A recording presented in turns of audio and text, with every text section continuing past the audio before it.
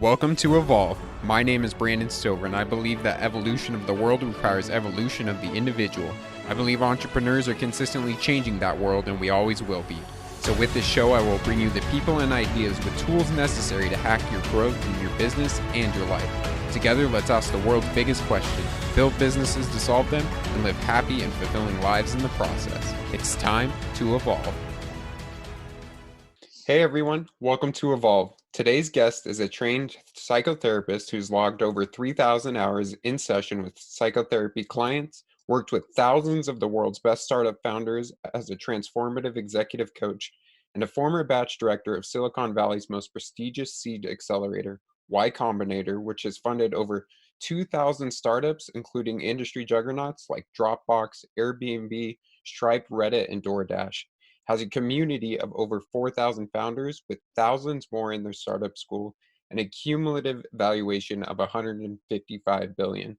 With her powerful insights into the high-stakes, high-pressure chaos that accompanies startup life, she supports founders to build emotional strength and leadership skills for understanding and managing emotions like stress and anxiety, fighting the ever-elusive balance, avoiding burnout, improving relationship communication and team dynamics, and understanding founder psychology. As Michael Siebel, CEO of Y Combinator, has stated, she makes your life exist in two halves, pre-working with her and post-working with her, with game-changing transformation in between, leading to unforetold growth for CEOs and their companies. Aside from overseeing all aspects of hundreds of founder experiences at Y Combinator, she has shared her grounded and wise advice in Fast Company, CNN, the Y Combinator podcast, and dozens of workshops and trainings sharing how early stage startup founders can effectively scale themselves in order to scale their company. I'm honored to welcome trained psychotherapist and executive coach at foundercoach.io, former batch director of Y Combinator, and a woman who once held the Guinness World Record in Ultimate Frisbee, Amy Buechler. Brandon, wow. I have never heard myself described like that. Wow, that felt like really a gift. Thank you. Absolutely. Well, it was awesome to kind of dive into your world and, find out a little bit about you. And seeing that you became a licensed therapist before joining the YC team, Mhm. what drew you to the world of startups and YC? Yeah, that's a good question. So just one really brief, small clarification. I don't have my license yet. I'm still in the Okay. process of it. I've been working on that for the last 5 years after graduating from grad school. But that's just a small nit that only therapists who are listening to this will care about. Yeah, so when I was in therapist grad school, in my second year, I did an internship with really high trauma, high violence high schoolers Okay. in a like low income part of the city in San Francisco. And I had never been in tech. Like tech wasn't a thing. I happened to live in San Francisco, but I hadn't been here for that long. Right. And when I worked with that kind of population and that kind of violence, alongside some of the world's richest people who have the most money and resources, the disparity for me was confusing and disorienting and didn't make any sense. And it was that year that I felt like I needed to get in with like the people in tech who have the power and the resources and the Mm-hmm. money. And my idea that was like quite fuzzy at the time was if I can work alongside them in some mysterious capacity. And if I can get those people to become compassionate and self aware and thoughtful about themselves, then I know that they will be able to turn that outside and that they will Mm, be able to see people like my clients, like these kids, in a different way, to really see them as sort of human beings who need help as well. And that right. was sort of like my idea. If I can get all of the rich, powerful people to care about themselves, then I know that they'll care about other people. And that's sort of how I think the world can change. They'll be able Mm-hmm. to funnel resources and attention into the homes of the people who really need it. Yeah, I think that's powerful. Um, Yeah. so, so how did you get on with YC? Yeah. Such a good question. It's only in hindsight that my path seems linear. Like at that time, again, I didn't have any connections in tech. I didn't really even know what that was. I didn't like, I knew what Twitter was, you know what I mean? And like, Yeah. I was on Facebook, but there was no granularity whatsoever for me in that landscape. And Before I went to grad school, I was a commercial real estate manager Okay. randomly for like some of the high rises in the financial district. And one of my colleagues was a recruiter. And I was like, great, recruiter. She can help people get jobs. I'm looking for a job. I'm just going to call her up. It's been a Right. couple of years, but we'll see what happens here. And in the time that I had been in grad school, she had married a founder who was funded by YC and sort of peeled away Okay. from her agency to start her own. And because of her sort of network in tech through YC, she knew like the partnership at YC, and YC just happened to be recruiting for my position. And Hmm. so, I called her and she was like, great timing. I think you have like the perfect skill set for this job. It's this company called Y Combinator. And I was like, why what? Yeah. Oh, and I went and interviewed, and that is just how it started. But again, Wow. like in some ways it's to my benefit that I had no idea what this thing was. Like I didn't Mm. know who Sam Altman was. I didn't know who Kevin Hale was, or Dalton Caldwell, or Michael, or PB, like PG. These were all just names. And so I could go in and not be super starry-eyed and not like put these people Right. on pedestals. And I could say things like, I don't know if this process makes sense. And I see a giant opportunity here to like change the program in this way. Or, I could also advocate for founders to them because they were just sort of people to me, and I saw opportunities for change, and I wasn't afraid to take them. Mm. But it's really just sort of to answer your question, through happenstance and serendipity that it all happened. It was through like my own deep desire to move forward in this particular direction, and I happened to be able to see a door. Right. You Took know, that opportunity. Yeah. yeah, absolutely. What drew you to being a psychotherapist in the first place and then executive coaching later? Yeah, that's a good question too. I graduated from college in 2008, which was the middle of the financial meltdown all over the Mm. world. And in undergrad, I studied French and political science, but I was also an RA and a head RA. And so had spent years building communities and building strong relationships between people, and in some ways being a program manager and sort of a camp counselor. And like, the RA thing is a little bit like a cheerleader, a little bit like a mother hen. Right. Um, and that role for me was always so fun, and what made me feel so alive, not just sort of building programs and experiences for people to connect, but like having somebody knock on my door in the middle of the night crying and saying like, this thing happened and I need support. Hmm. And I couldn't find a job anywhere in the world in 2008, and had a little bit of a quarter life crisis, as many of us did. Right. And in some ways had to really sit down and come to terms with like, what did I love to do? What made me Mm. feel most alive? I couldn't find anything in political science and French, totally unsurprising. And so I had to sort of think about what I wanted to do. And I wanted to do more of what made me feel good. And what made me feel Mm. good was supporting people. Um, and I like moved out to the Bay Area and like lived on my friend's couch for like 3 months in Berkeley. And she was getting her master's in economics at UC Berkeley, and she passed by the Wright Institute where I got my master's degree in counseling psychology every day as she was walking to school. And she was like, I think that like this is a therapy school. And I biked past it that weekend because I wasn't doing anything else. They happened to be having an open house. I Mm. happened to stop in. I happened to like absolutely love everyone that I met. I happened to love the program. I happened to apply. I happened to get in. And so it was sort of like, that's how I knew, like I knew what felt awesome to me. And I knew that there was some sort of a career that was kind of like that. And I like sort of pursued it. It felt awesome. There were no red flags, and I kept going. Mm. Yeah. In terms of how I became an exec coach, when I started working at YC, which was after grad school, after I'd opened my private therapy practice, it became really clear to me that founders are people too, and founders have lots Mm. of feelings, and the world that they live in is really chaotic and really uncertain, and that causes even more feelings than those they'd have naturally. And because I just happened to have a background in like emotional support, I figured that I could put these two pieces together and support founders in an even deeper way than I was by my sort of standard role as batch director, which was not standard, but that's a separate story. Um, the thing about being a therapist is there are a lot of ethical rules and obligations to it, and legal rules and obligations that are designed to keep the client safe. But they also meant it would be impossible for me to be a therapist. I couldn't be a therapist and YC's batch director at the same time. Mm. And the thing about coaching is there aren't any rules and regulations, and that's Right. usually not great in a lot of different cases. But in this case, it sort of worked to my benefit. I couldn't be a therapy to founders, but I could coach them and Hmm. maintain everything else in my life. So that's how I got into exec coaching. That Okay. was sort of the only path forward. Yeah. Tell me Mhm. a little bit about, your 5 years working with YC. What are some of the biggest lessons you learned during that time? Oh gosh, lessons learned. Um, that's such a good question. Oh man, that's such a good question. I mean, I feel like I can recite some of the talks that they give to every YC founder by heart at this point in terms of like the advice of like starting now and starting small and Hmm. maintaining perspective on the actual problem that you're going to solve and like having a clear line in your solution between where you are now and solving the problem.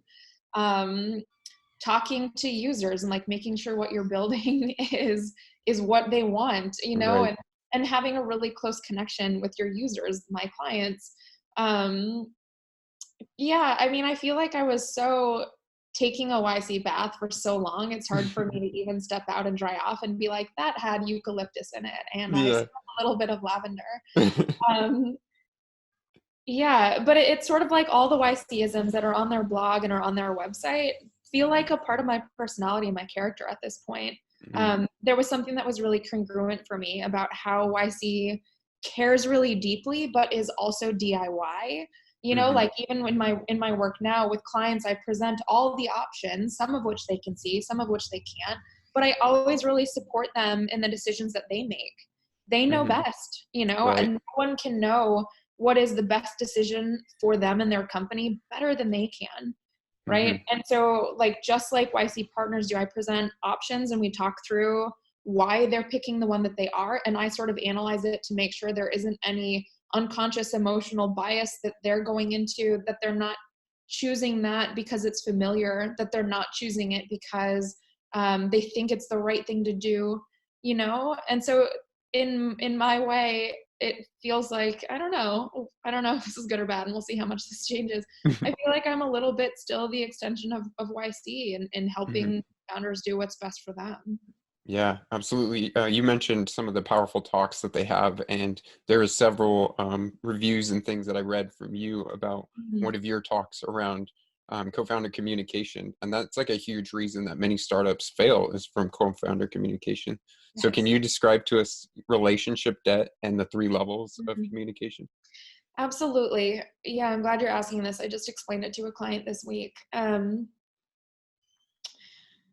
So in any relationship, um, there is always going to be tension. Tension is a natural component of two people with their own unique experiences, personalities, and needs meeting each other. There will be Hmm. friction points between those perspectives. That's like normal and that's fine. And what happens is when there's too much tension in the relationship that builds up over time that's never addressed, there are Hmm. sort of two options. Like you can either address the tension in a proactive and a healthy way, or you can let the tension run the show and sort of like that usually results in a fight and in active conflict and in lots of shouting and bad feelings. And Right. if there's too much of that option that's taken, that leads to relationship failure. And so relationship debt is exactly like technical debt for those of you guys who code out there. It's the accumulation of emotional baggage over time that comes from not tackling the tension and Mm. not like engaging in conflict in healthy and productive ways with clear communication, right? If there's too much technical debt in someone's tech stack, I don't know if these are the right words, I'm not a technical person, like the app will crash and shit will go Right. down and like things will break, and you have to manage technical debt as you go along in order for the ship to function. And it's Hmm. exactly the same in relationships, where you have to find healthy ways of addressing the natural tension that arises between people in order for the relationship to keep moving forward. Right.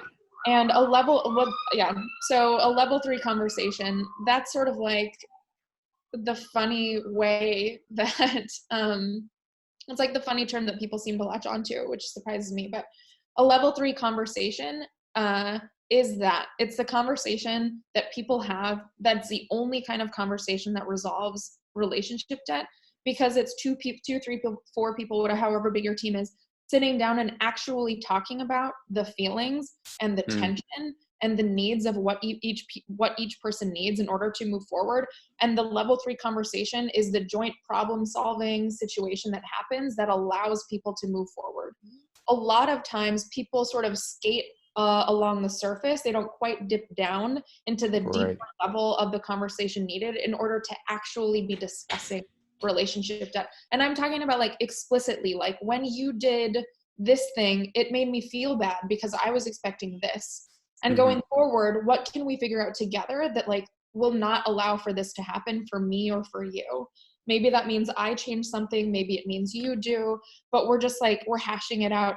And by the way, this isn't a giant like heart to heart, and it usually does not involve sobbing or like anything horrible. Like the thing about emotions is they're information, Right. they're data points.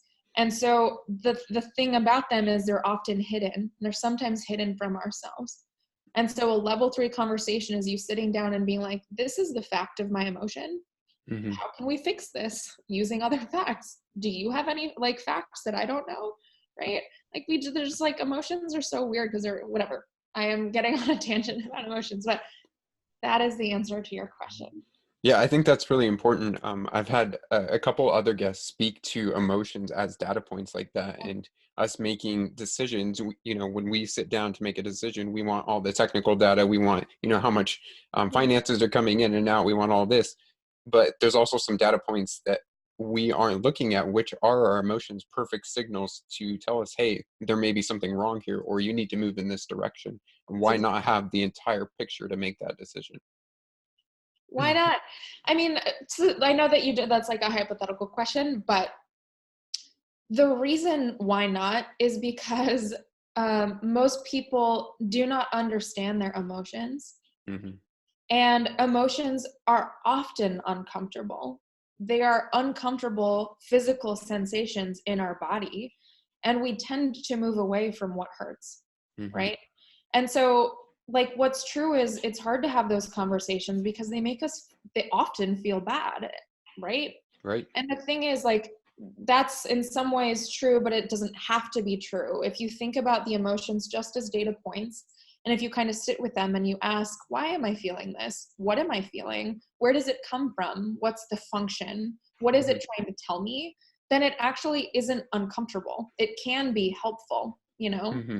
But yeah, that's the thing, is like we don't have the information because we often don't have the information even within our own selves, let Right. alone knowing like what it's saying or what we need out of that emotion, right? There are all of these reasons why we don't know what the emotional picture is for Abs- ourselves, let alone for someone else. Absolutely. And I Um, think that's where my therapy background comes in, is like I tend to look at the white space behind text, mhm. right? Like our behaviors and what's in the observable world is like the black typeface. But you can only see that when you're basing it in a context of all of the white space that surrounds us that's often invisible, right? Mm. That just sort of like tends to fade off into the background. And that's sort of my therapy background, is like I go there. Yeah.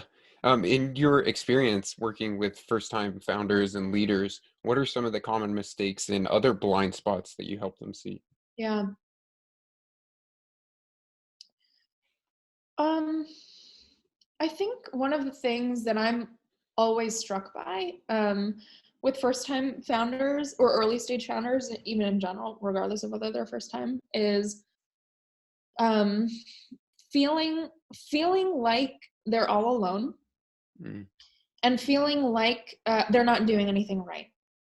And and the emotions that are associated with this, lots of sadness, lots of depression, anxiety about like I'm not doing anything right and I should be doing a lot of these other things differently, and how would I even know anyway what's right and what's wrong. um the only mistake, although I wouldn't necessarily call it that, but the mistake there is in thinking that it's a reflection on you Mm. as the founder, and that it's not a reflection on simply the context in which you're in. Right. And the world that you live in, which the world of a founder is all uncertainty, and it's all chaos, and it's all a sea of incompetence, because like nobody in the world has ever built the company that you've built in this time and place, in this market, using your particular expertise and your background and your vision, your particular entree into the world, right? How you're launching the product, to who, blah, blah, blah. And so there's no one in the world who could know any more than you know about what you're doing, right? And again, it's like the mistake, or sort of like the failure point, is in thinking that it's a reflection of yourself when it's not. It's just a reflection of what it's like to run a startup. And I think if founders can really externalize that, there is a lot more space to breathe, and there's a lot more space to think.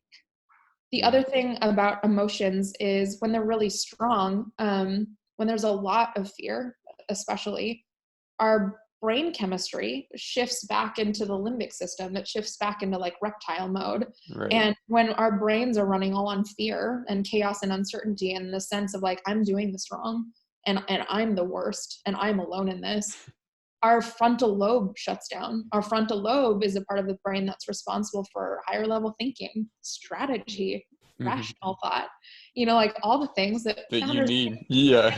that you totally need, right? And so the more you can understand your feelings, be like, oh, I'm doing the thing that I do, or like I feel like I'm completely crazy and totally insane and wrong. That's I shouldn't feel that way. It's the world that I'm in that's crazy and uncertain and like chaotic. I can soothe myself with that thought and shift my brain back into the frontal lobe, so I can actually think about what I'm doing best, and I can find good options. Yeah. How do you, what sort of advice do you give to these founders to manage that emotion in the face of uncertainty? Yeah. To slow down a little bit, to take a breath, to think about how they're feeling, to think about what they're thinking. There are a lot of like different things more practically in terms of soothing anxiety and fear.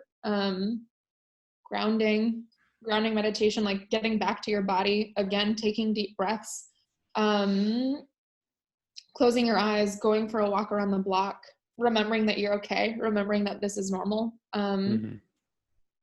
Exercising to get a little bit of that energy out, connecting with other founders, or your co-founder, someone who like can really get it, or who at least can really hear what's going on for you. So getting a sense of connection and remembering you're not alone in it. Connecting to mentors and peers who have been on the founder path before you and who can, again, really empathize with what you're going through is helpful. Those questions always sort of depend on the person, honestly. Like what I sort of always ask when I'm in office hours with founders like that, like what feels good to you? You're feeling like pretty crazy and you're feeling really anxious. Do you have a sense of like what would help you feel calm? Because everyone has a different answer. Sometimes it's like, yeah, my sister, like calling my sister, she always makes me feel okay. Or yeah, going for a walk on the beach and like feeling my feet in the cold sand. Everybody sort of has a different skill set or box for how to feel better. And it's important to like insert some tools there, to literally create a list, like in your notes, on your computer, note things that make me feel good. Like dump in a dozen bullets, and in those moments, go back to that list. What about their teams and managing them and their emotions, especially keeping them motivated on this long journey that has, initial days that are the toughest of their company? Yeah. When you start to manage a team, things get complicated. And that's like one of the pieces of YC advice that is, in my experience and in my world, one of the most important things, which is like hire slowly. That's specifically for YC companies for sure, who get out of demo day with like millions of dollars in the bank, but no product market fit. Like the additional complexity of needing to manage even more psychologies than your own, despite the chaos of not having found product market fit, is often beyond the capacities of most early stage founders. And so my first piece of advice is like, slow your roll a little bit and like make sure that it's really the right time for you to hire before you do. for founders who are early stage enough, who know that they have product market fit or really closely approaching it and like absolutely need the help and need the team. Let me think of what's important in those days.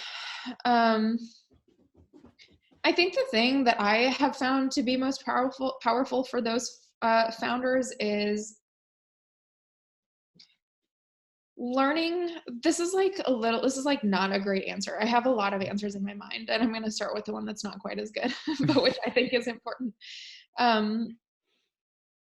Learning to be appropriately transparent, which means being thoughtful about the information you share about like, you know, metrics and how the product is doing and like where you're going, what your runway is, what your burn is. Like there's an amount of transparency that's appropriate and really healthy in the early days. In early days, I'm thinking like your head count is no more than 5 or 7, 12 maximum. But like motivating teams through showing them the output of their work. Like, because we all did this, we got this great new client, or because we all did this, we like shipped this awesome release, and like these all should make you feel good. And by doing that, that means that we're even closer to this like far away milestone that we're all marching toward on a consistent, regular basis. Like being able to motivate through facts and figures, and again, a shared mission toward either the company vision or the next product milestone or the next funding milestone, like whatever you've sort of like roped your North Star as being, just making sure that you're clear and transparent about what everyone's contribution is in that. And making sure you're, again, appropriately clear and transparent about how you're feeling, right? Like if you are pretty roller coastery in terms of like absolutely terrified and all over the place one day, and the next day like so confident, like things are really amazing, all of the people that you hire are going to also feel the things that you're feeling, and that is not good. It's like a lot of wasted energy and effort, because there are so many feelings thrown around all over the place that like a lot of work doesn't happen to get done. And so you have to sort of manage your own psychology by this point as well. That's the less good answer. The better answer, I think, is like, at the point at which you're no longer all sitting in the same room and can easily, like Japan style, have side conversation, like take off your headphones and be like, hey, what about this thing? Or did you see that? Or whatever. The point at which that stops, you need to start having one-on-ones with your team. Like every week, have a meeting with the person, set them up. It's a powerful management tool, because the purpose of a one-on-one is to make sure that this person is unblocked, but also it's to make sure that this person absolutely knows what they're working on and why, and that they know that you're available to them and that you are there to help them and mentor them and make sure that they feel good.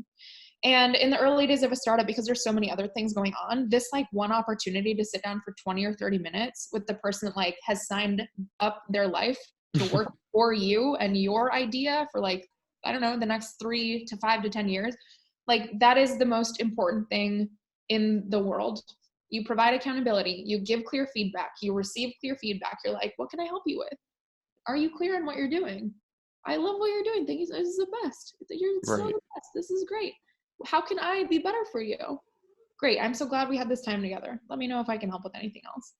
It like doesn't need to be more than 20 minutes. And it gets you so many loyalty points and relationship points, so that in the moments when things are bad, you have so much relationship credit in the bank. You can sit down and say like, hey, how are you? It's so nice that we have this time all the time. I just want you to know that like you didn't meet this goal that we've been talking about for months. And I want to know like what was up for you with that? Like, you know how important this is. How can I help you get back to good? How can I help make sure that this never happens before? I really want to understand what happened to you. Okay, great. And now we're aligned on how we're going to get you to the actual goal again immediately, because we've already come up with a plan. And it wasn't a big deal at all for me to say that you failed, which is exactly what this conversation is, right? Because like you trust me and you know that I have your best intentions at heart. And this is the way now that you know that you failed, and that's okay. And this is the plan for you to not fail. And we're going to go do it. Yeah, I think a couple points that you brought up that are so important in that is the first one of motivation, and showing them the work that they're doing is actually helping you move towards the overall vision, because now they are taking part ownership in that vision. They see that the work that they do directly correlates to the thing we're all working towards. Totally. And then I think the second important part is building that tribe, not just between, I'm your boss and you're my employee, but the actual tribe of we're all together in this, building this together. I'm here for you, you're here for me. This is a mutual beneficial relationship. Yeah. Let's, both help each other out to reach this goal. Yeah, totally. Yes, I think both of those are really important. I'm just thinking, I had dinner with some friends last night, and we were talking about exactly sort of where you're leaving off here, that tribe, and how closely connected the relationships feel in the early days of a startup, where there almost is no power dynamic. There's like very rarely a sense of like, I'm the boss and I'm the Right. CEO, like everybody's wearing every single hat, and Hmm. everyone is just like desperately trying to get something to work. You know what I mean? And that's the powerful motivating factor of any early stage team, is feeling like you're all in it together. Hmm. It's so critically important that each person's contribution is meaningful in moving everything forward. And if that dynamic goes on for too long, it becomes unhealthy. And it's like a funny invisible tipping point where it becomes an inappropriate boundary. If like you're a 20 stage company and like, I don't know, your boss never seems like a boss, but then like sometimes, okay, let me sort of back up and talk to you about how I see this in my founding teams, in my clients. If that dynamic, the early stage dynamic, goes on for way too long, then you as a founder will not have any idea how to sit somebody down and say, this is what I need you to do. Hmm. This is your goal. This is how I'm going to hold you accountable, right? Like, you're managing a team now. I need you to hold those people accountable. What is your plan for that? Right? Like, those are the moments when you actually do start to assert that appropriate boundary, because as the Right. CEO or as the founder, I am a person who eventually will need to assert that I am the captain of the ship. And certainly everyone is helping. That motivation doesn't go away, but it shifts and changes, as it should, Hmm. right? Yeah, I have a lot to say about like the boundaries of Silicon Valley, but I think sort of the failures, like it was like a few years ago that there were all those like sort of sex scandals and Right. all these like crazy stories. Like Uber is a good example where it Right. doesn't really seem like there's many appropriate boundaries. And Uber is in some ways a bad example because I'm not familiar with it. They're not a YC company, but boundary crossings are really common in Silicon Valley because our early stage dynamic just happens for too long, Hmm. And so at some certain point, the CEO needs to be responsible for it and needs to recognize, okay, a different dynamic is important and it's healthy for everyone here. Absolutely. I think that's an important aspect. Yeah. Some of the other things we talked about was, managing our own emotions as a founder, and being open and vulnerable about those things is really hard. Hmm. And in the startup scene, there seems to be some people with a mask of like, everyone's crushing it, we're all doing great. Yeah. How have you seen this conversation shifting about mental health in startups? It's a really good question. It was awesome to be at YC for the years that I was. For many reasons. One being, I don't even know how many hundreds of YC dinner talks I saw from like the world's best founders and VCs and like, everybody coming in and sort of sharing their story. The cool thing is how the conversation around mental health and taking care of yourself and having a therapist or a coach evolved. By the time I left YC, it was really common. I would say at least every other dinner, the founder who was giving a talk to the batch was saying how hard mentally and Mm. emotionally the startup journey was for them, and how much they relied on a strong co-founder, or a strong relationship, or a really great executive coach or therapist to help them survive the really dark days and the tough times. I'm really so glad that conversation is shifting. It's becoming okay and normal to know that you need support, and to know that like you're not in this alone anymore. I think in the early days, which weren't that long ago, like in the last couple of decades, there were no manuals on how to do anything. Like, Right. nobody could know that this is normal. It's normal to feel insane 95% of the time, you know what I mean? And Yeah. now it's like resource after resource where it's really okay. Drew Houston, the founder of Dropbox, had come in, and he gives a great talk when he talks the first night of the batch. And one of the things he describes is like, as a startup founder, you go from being a generalist, you wear every single hat, you do everything, to being, you're the IC, like the number one IC. And then you go to being sort of like a mentor, and then you sort of go, like, as your team grows, as a product grows, as a company grows, you become a mentor and a coach. And at the very sort of end of the line, what you are is a psychiatrist for everyone on your team. Like, you have to, in that span of time, not only as your company grows and changes, you have to grow and change. You have to know your own psychology so that you can help other people unblock their own minds and do the work. And so you can help pinpoint what's going on in your exec team's conflict, and you can sort of play the coach and the facilitator and make sure that all of these different psychologies are getting along. And I thought that that was pretty apt and really smart. Yeah. At YC, you guys put together a lot of different resources for founders in this aspect to keep them happy and healthy. How have you seen these initiatives kind of benefit their success as founders? Hmm. There are small ways, small things that I think are easy to point to, where in general, I think founders feel more supported. Hmm. Like there's like a little bit of a placebo effect. Like, Hmm. they know now that they can have the problems that they have. And that is comforting in and of itself, regardless of whether or not they address them. They know that this is like a conversation that can be had with VCs, or, with YC partners, with people like me. They know that other founders are having these conversations. Again, there's like an amount of soothing and comfort in breaking down the idea that I'm completely alone in this. Right. There's like, again, it's sort of like small and easy ways. There's like lists of therapists and coaches who are great, who are vetted by me, that are available to YC founders. They're just like in the sort of resource manual. Can you remind me what the question was? I feel like I'm fading a little bit on that one. How these initiatives have helped increase the success of the founders. Yeah. Okay. I think, like,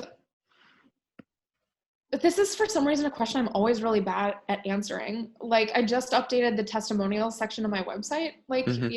I don't know, last week, and literally read through all the things that my clients have said about how I've like helped them and have unblocked them and have like transformed their work, and for some reason, like, it never goes into my brain at all. Like, I teared up a little bit when you were introducing me, because it's like, wow, I do not realize this stuff.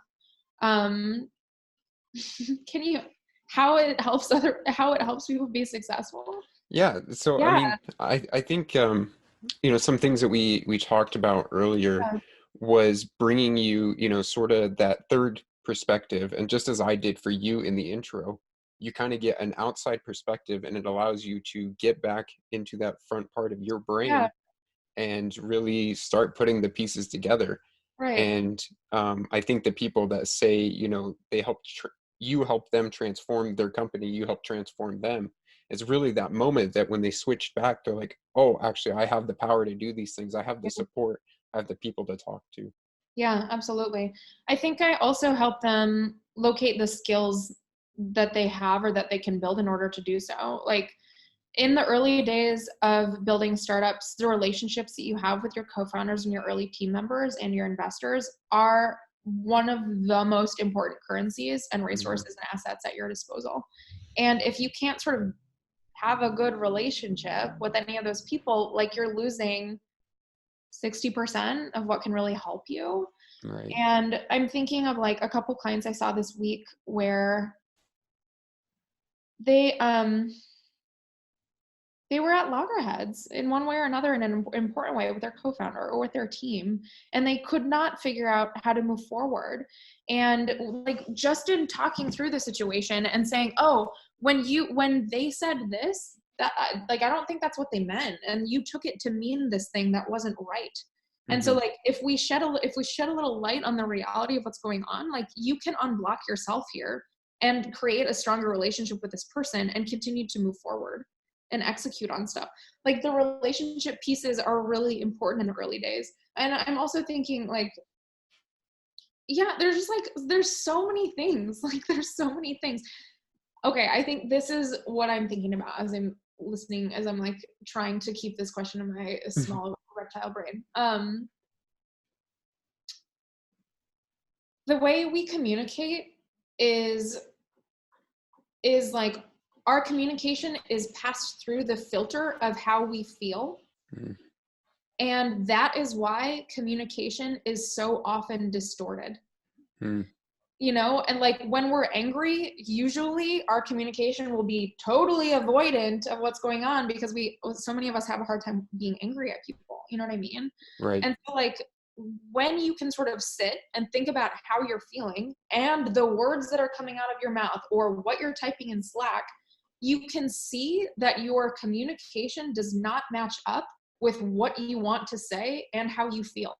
Mm-hmm. Right. And so like a lot of my work, maybe 55 to 60% of it is like, tell me what you thought you wanted to say and show me what you actually said. And let's figure out why they're so different. You know, because people start here and they end up here. And then they're like, and I can't believe that this person didn't hit the milestone, or I can't believe how my co-founder responded to me, you know? And it's like, well, that's because what you said wasn't at all what you thought you said. Right. It's like a really kind of magical moment for people when they look at what actually came out of their mouths. It's like why I love Slack and why I love email so much. Like, there's truly a record of how you're not right about that. Yeah. Yeah. And I think that can actually be like really powerful and super helpful. If you have like some sort of a sense that like, oh, I'm feeling something, that means I have to pay extra close, careful attention to what I'm saying. That shows up in so many different ways to the benefit, you know, of my clients. Absolutely. Yeah. A lot of these struggles aren't just unique to entrepreneurs or founders. And you discussed earlier kind of the beginnings of your mission of, matching these people with the money, with the power, with the ideas to the people that you seen were struggling before. And so how do you see in your picture, we can better remove that stigma of mental health and reaching out for help and those sorts of things? Yeah. Um, I think that probably the best way to dissolve stigma is to keep talking openly with ourselves first, with Mm-hmm. our friends and family second, with people who don't know us third, about like what our own internal worlds are like, you know, like what we all struggle with and what we're all afraid of, and what makes our lives, however great and glamorous they seem on the outside, hard for us. Right. You know, like stigma is all about, oh, this is weird and it's wrong and it's like dirty and it's gross and it shouldn't happen. And the more people can say, this happened to me and this was my experience, and it was an important part of my journey because it taught me this or it taught me that, and it's okay. I think the better off we'll all be. And if you are like an important or influential person in tech or even in your company, you have an outsized impact on making it much easier for people who have no social power to also be able to say, oh, this happened to me too.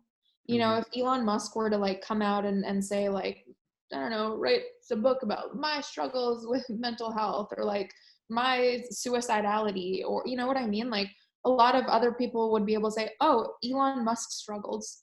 That means that my struggle is way okay too. Right. I didn't know that he did that. You know what I mean?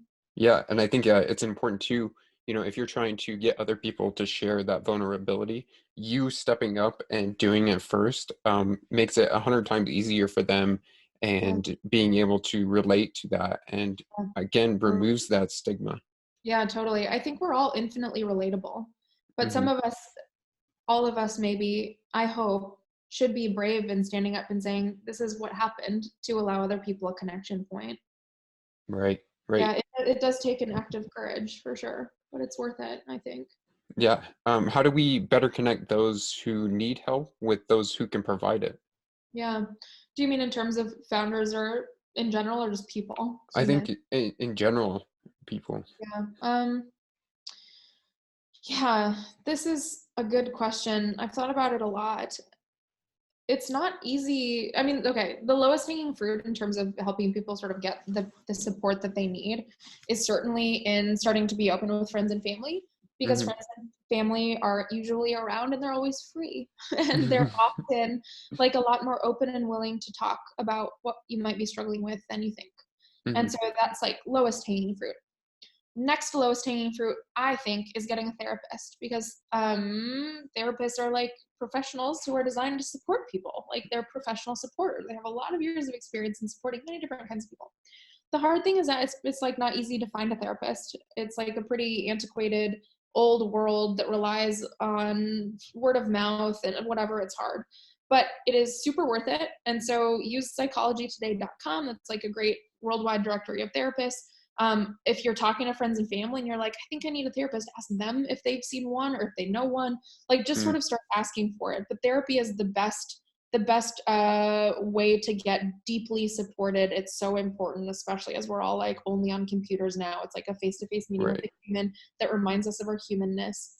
Um, the other thing that I'll say is therapy, like one of the reasons why people don't get into therapy is because it's expensive, but almost all therapists have maybe one or two slots that they keep open or that they have available for people who can't quite meet the fee. And so Mm. you can ask a therapist, if you're interviewing them, if they have any sliding scale appointments available, or if they could drop their rate to match your income. That's a great option for really early stage founders, or for people whose companies just went under, or it doesn't matter. Anyone in the world who can't quite afford it, they think, can ask for a sliding scale appointment. Um, yeah, Yeah, yeah, I think the most important thing is getting outside of yourself and yeah. basically finding those other people, whether it's friends or family, or you're taking that next step with a therapist. I agree. Um, when we, were cavemen or in a tribe or whatever, we had an entire group of people Yeah, that kind of helped us with our life. And totally. in today's modern society, we have ourselves, maybe we have a spouse or, a brother or sister or friend or whatever, but it's usually only like one other person I instead of an know. entire group of people. Oh my gosh, it's a little terrifying. This is sort of a weird example, but um I really sort of came to know this through the number of other women who uh like, I have an amazing lady that like waxes my eyebrows. And Hmm. I have like there's like a woman who does my facials, and I absolutely love her. And like the woman who's cut my hair for like 5 years. And like I have a lady masseuse, and she knows everything about my body. It's like, this is again a weird example of a tribe for me, but it's like these women help me take care of myself. Hmm. And it's like they know so many things about me, and I know so many things about them. And like I have seen them through ups and downs. They have seen me through ups and downs. And like, yeah, I mean, it's like whatever. I also pay them for their services, but like, that's okay with me. You know what I mean? It doesn't feel inauthentic. But I can't even tell you like how important I've realized this group of women who are around me are to me. It Hmm. really sort of blows my mind. And like, yes, I also have like friends too, and like coworkers, right? And also have a family.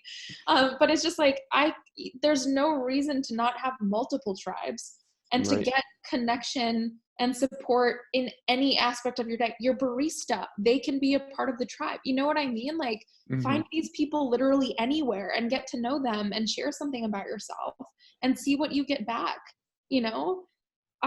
Yes, I just love it. Like, connecting as a human to another human is one of the most powerful ways that we can heal ourselves. Absolutely.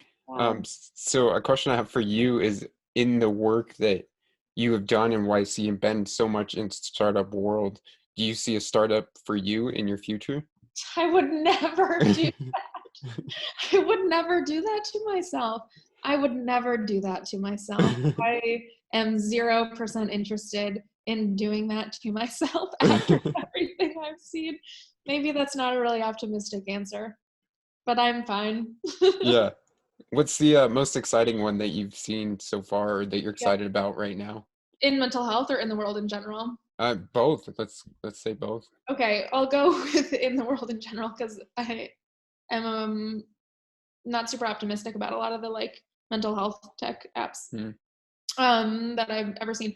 There's one app that I think was in the last summer's batch. They're called Project Wren, Okay. WREN, like the bird.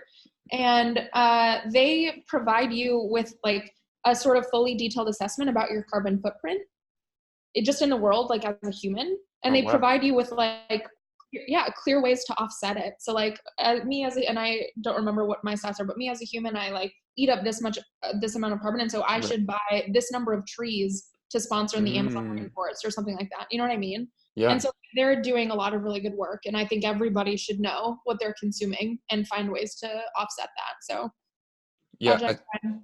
I think that's really cool too, because if you put sort of a number and a leaderboard and stuff to Yeah, it, you're gamifying it now, and people always want to beat the game. So for they're sure. like, "Can I get my number down? Can I get my number down?" I know. Ideally, like that would come from a deep care and compassion about the Right. world. Like, we'll take what we can get at this point. Absolutely. Well, before I get to my last question, where can people find more about you and the things that you're doing? Yeah, so my website is www.foundercoach.io. I might have the .com soon, but I don't yet. And that's all I do. I mean, I hardly even check my website. I'm not on Twitter. I'm definitely not on Facebook. Like, just go to my website. I'm hoping to be posting a few more blog posts in the next few months, and I have some fun ideas for them that I think are going to be really helpful for people. And so if I were anybody who was curious about this conversation, check back on my blog, foundercoach.io/blog.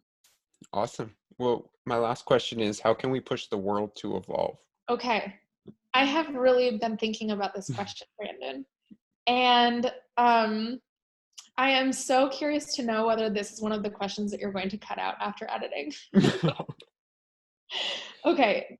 This is so recently I've been reading a lot of books about Albert Einstein and his theory of relativity.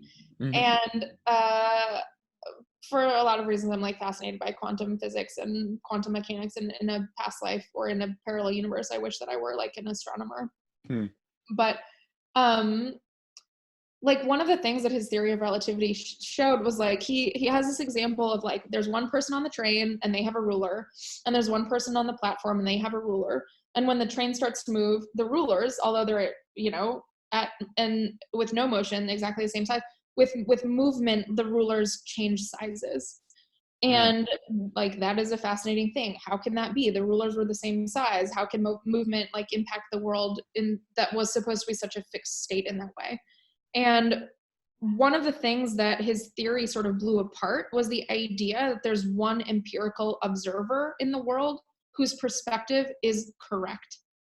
And I see this sort of playing out all the time in founding team dynamics. The idea that there is one right perspective, mm, and it's probably mine because I'm the observer of my own experience, And like the new thing that I'm sort of realizing, like my theory of general emotional relativity is like we each have our own ruler and they have a ruler and the world is the same, but our rulers are absolutely completely different. And each observer is just as important as the other. mm. Right. And so this sort of plays out in founding team dynamics where like, again, I sort of mentioned, I have clients all the time who come in and they're like, there's this deadline. How on earth could this team possibly have missed it? Of course they know how important it is. And like, of course I've communicated it to them. And like, of course, everything I know in my own experience of my startup and this giant client and how we're performing, like, of course, all of this information is also in every other person's world and every other person's like idea and in their experience. Like, how can they possibly miss the magnitude of this? But the fact is that like their rulers are completely different. And as Right. the CEO or the team lead, it's like it's your job to make sure the important data points and like the important inch marks on your ruler match the important inch Mm, points on that person's ruler, right? Because like again, there's two observers, each is equally important, each is right in their own way. And the CEO and the co-founders need to find the bridges between each of the rulers in order to have a shared mission and a project that actually is successful. mm, That's like my sort of like startup specific answer. In general, in the world, I think we would like, it's quite primitive to think like I am right. And my experience, of course, is shared. And everyone should look at all of these perspectives in the same way that I am.